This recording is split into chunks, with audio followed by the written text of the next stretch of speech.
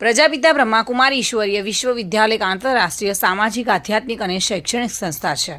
આ સંસ્થા સંયુક્ત રાષ્ટ્ર સંઘ યુએનઓમાં સ્થાન ધરાવે છે તથા તેમની આર્થિક અને સામાજિક પરિષદ યુનેસ્કો અને યુનિસેફમાં સલાહકાર સદસ્ય છે. સંસ્થા ભારત સહિત વિશ્વના 140 દેશોમાં 55,500થી પણ વધારે સેવા કેન્દ્રના માધ્યમથી સમાજના તમામ ધર્મો, વર્ગો, વ્યવસાયો અને અન્ય ક્ષેત્રોમાં પોતાની સેવાઓ આપી રહી છે.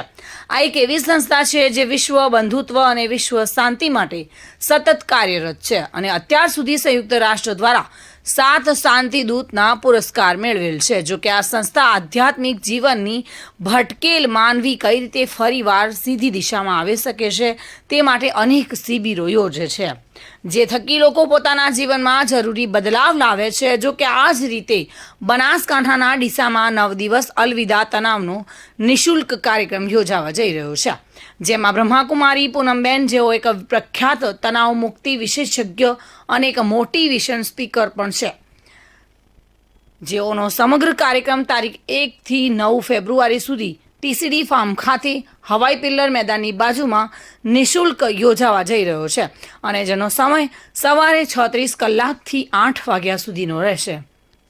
આમ સૌ કોઈ લાભ લે તે માટે અને ડીસાવાસીઓને ખાસ અપીલ કરવામાં આવી છે.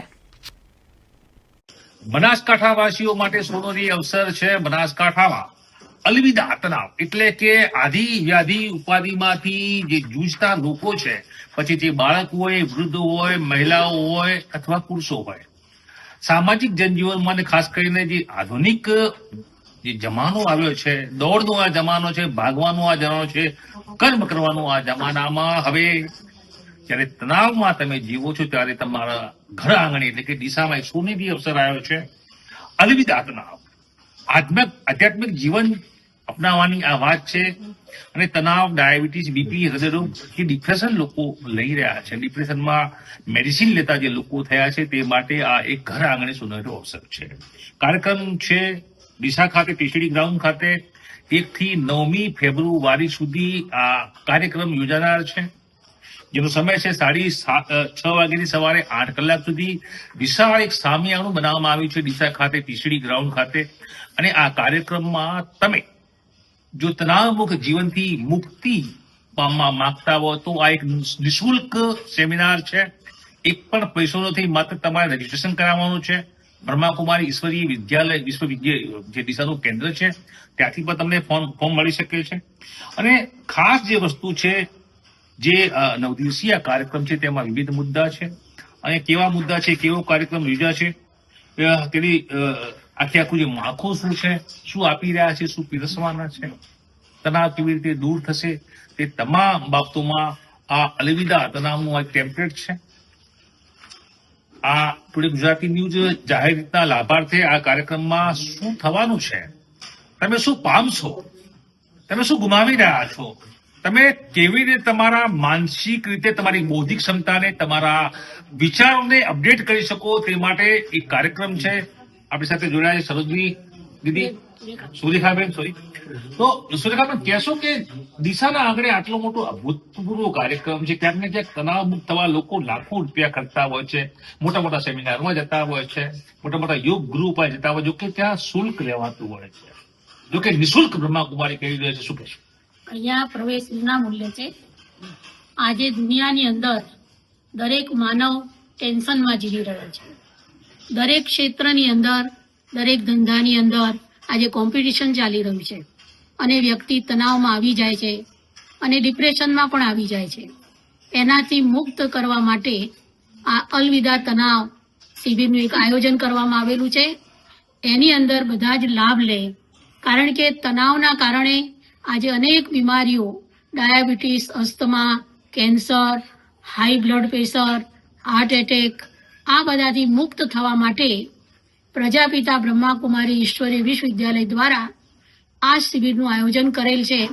એમાં દરેક વ્યક્તિને સુખ, શાંતિ, પ્રેમ અને આનંદ મળે એના માટે દરેક લાભ લે એવી અમારી શુભ ભાવના અને શુભકામના છે.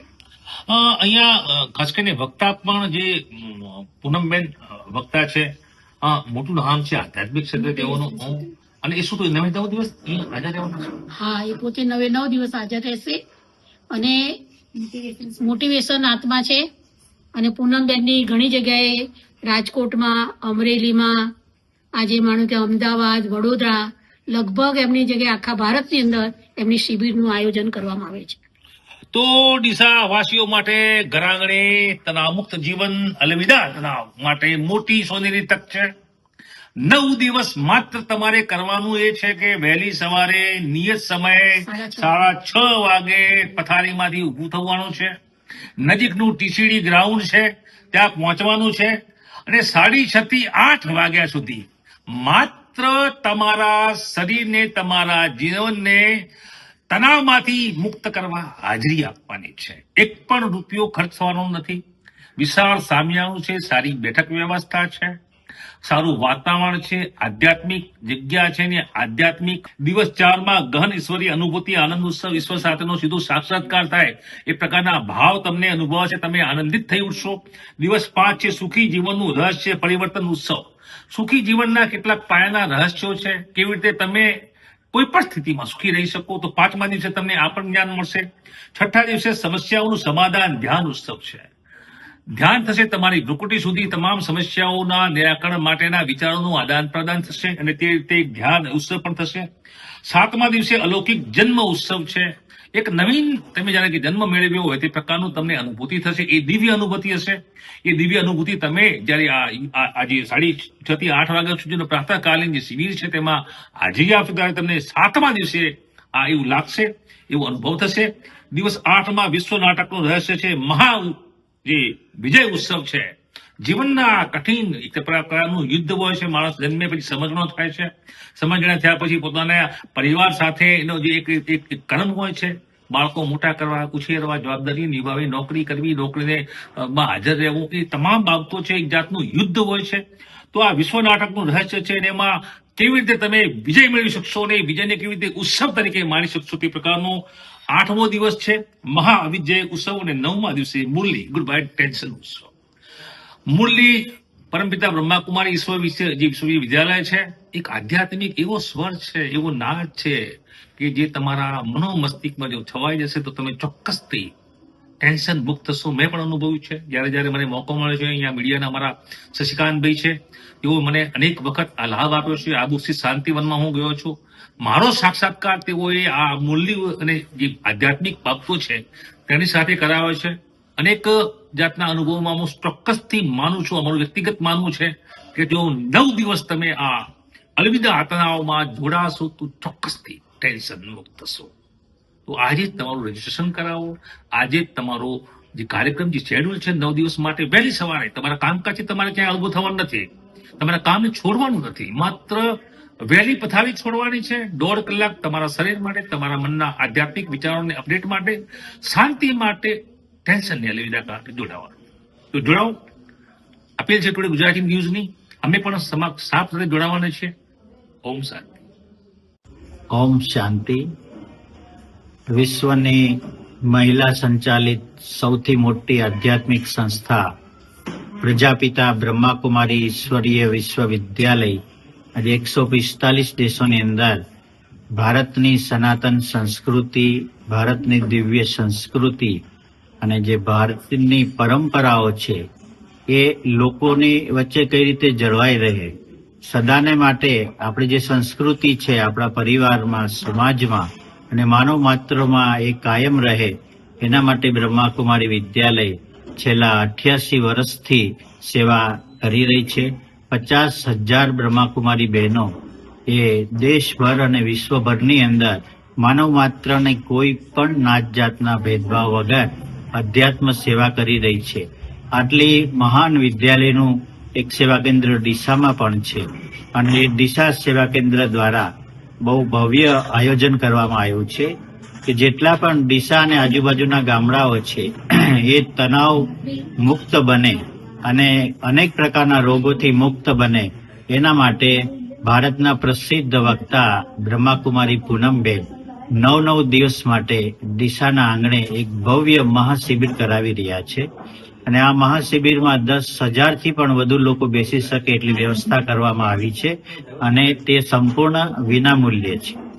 આજકાલ આપ સૌ જાણો છો કે સૌથી વધુ બીમારી એ મનની છે. માનવના જીવનની અંદર પોતાનું જે મન છે એકદમ અશક્ત બની ગયું છે. મનની કોઈ શક્તિ રહી નથી અને એનાથી લોકો દુઃખી થઈ અને અનેક રોગોનો શિકાર બને છે. એટલા માટે આજે કેન્સર, ડિપ્રેશન, ડાયાબિટીસ, બીપી એના જેવા અનેક રોગો, માનસિક રોગોમાં વધારો થતો રહ્યો છે. અને ઘરની અંદર, ગૃહસ્થની અંદર જ્યારે બહેનો પોતાનું નિયમિત કામ કરે છે ત્યારે બાળકોને સાચવતા પણ બાળકો જ્યારે તોફાન કરે તો ઘણીવાર ગુસ્સો કરવો પડે છે, કંટાળી જાય છે. એવા અનેક પ્રસંગો બનતા હોય છે કે જ્યારે માણસનું મન છે એ અશાંત બની જાય છે. તો આ બધી જ સમસ્યાઓને સમાધાન માટે એક બહુ મોટો ચાન્સ દિશાનગરના શહેરજનોને મળી રહ્યો છે કે અલવિદા તણાવ મુક્તિ માટેની એક મહાશિબિર યોજાઈ રહી છે.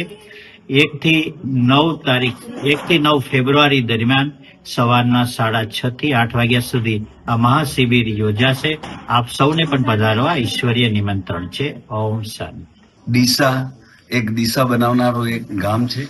મોદી સાહેબે પણ અહીંયાથી જ શરૂઆત કરી હતી અને તેમનું પ્રવચન અહીંયા લોક કલ્યાણ મેળાનો શરૂઆત કરી હતી. આ ડીસા એક એવું ગામ છે કે એકવાર હું બ્લડ કેમ્પમાં બેઠો હતો. ચાલતા માણસને કીધું ભાઈ અહીંયા તારે કઈ રોગ બીજો તો નથી ને? એટલે કે ના. તો મેં કીધું બ્લડ આપવાનું છે અને 1 સેકન્ડમાં બ્લડ આપી દીધું. અને સરળ છે આ ગામ. બીજી વાત એવું છે કે કોઈ વ્યસન હોય છે અને એમને કોઈ ટોકનાર પણ નથી મળતું. તો એક કાકો કે ભાઈ, મેં કીધું ભાઈ તમે બીડી કેમ પીવો છો? એટલે કે મને કોઈ કીધું નથી તો મેં તો છોડી કાઢો આજથી. તો કે છોડી કાઢી અમને. તો આવી મતલબ કે નવી માધ્યમથી આવી એક ઉર્જા સાથેની આ એક 9 દિવસનો અલૌકિક મેળો આવશે. એમાં જે ચિંતા અને દુઃખ બધું અર્પણ કરવાની જ વાત આવે છે અને સિસ્ટમથી ચાલશે.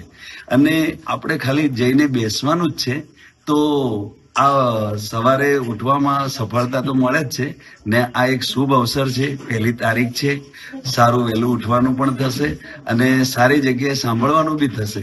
એટલે ખાસ એવી અપીલ કરીએ છીએ કે તમે સમગ્ર આવજો અને ઉગતા સૂરજના જે દર્શન કરીને જે આ સારી મુરલી અને જે જ્ઞાન મળશે એનું તરત જ ઓન ધ સ્પોટ 24 કલાકમાં તેનું પોઝિટિવ પરિણામ પણ ચાલુ થઈ જશે.